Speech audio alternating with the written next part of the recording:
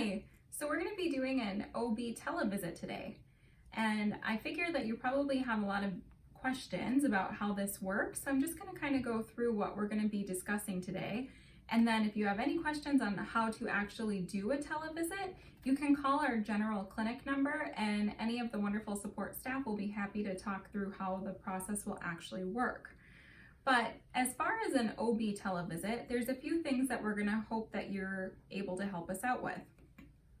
One, it may be helpful if you're able to weigh yourself before we actually meet.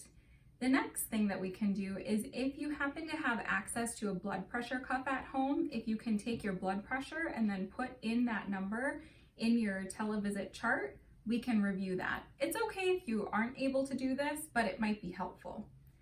Another thing that you can do is if you have a tape measure at home, like a cloth measuring tape, we can actually try and measure how large your belly is growing in pregnancy. And that can be a little confusing, but basically we measure from the top of your pubic bone here up to the top of your uterus here, and we just record that in centimeters. If you can't do it, again, it's not a big deal, but just something that may be helpful.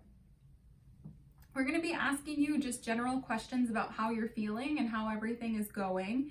And other things that we might be asking you are if you're continuing to feel good fetal movement, meaning the baby's moving around inside, if you've noticed any tightening or contractions or any cramping, as well as if you've had any vaginal bleeding or leaking of fluid.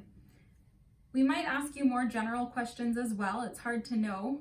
Everyone will be a little bit different, but from there we can get an idea of if you're safe to continue doing just computer visits, or if we should try and get you into one of our clinics to be seen faster, or even into labor and delivery. I hope that this is helpful for you and that we can continue to serve you during this troubling time.